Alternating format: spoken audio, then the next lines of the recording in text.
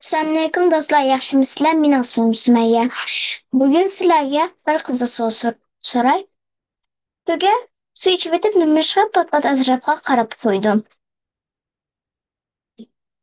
Ramzi qayna boshlaylik. Suvga suv ichib o'tib, nimishqa pat-pat atrofga qarab qo'ydim. Burungi zamonda tubining nihoyatda chiroyli ham uzun quyruqi bor ekanmish. Adning bo'lsa kalta ham sat quyruqi bor ekanmish. Ularning birida ot bir yerga to'yga bormoqchi qoldi. Qarasa quyrug'i kalta ham sat ko'rinibdi. Shuning bilan tubining chiroyli uzun quyrug'ini tunni olmoqchi bo'lib, uni qilishiga kelib so'rabdi. Lekin tugining barisiga kelmay, dulug'a bo'lib turib qopti.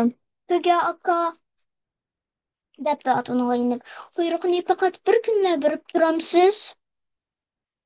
At deganda sen daryo bo'yida suv ichgili ekilib biraman. Manga ishongin, quyrug'imni cho'qim ekilib biraman. Tuga atning og'ziga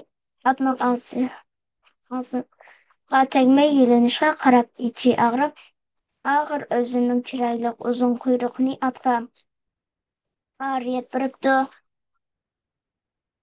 Ot o'zining kalta quyrug'ini tuga birib, rahmat aytgandan keyin aldirab tinib to'yga minibdi.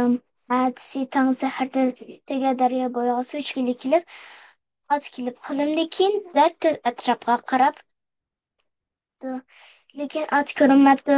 Yana xili uzun saqlab boqibdi, lekin otning o'zi tugiga qarasimi ko'rinmabdi.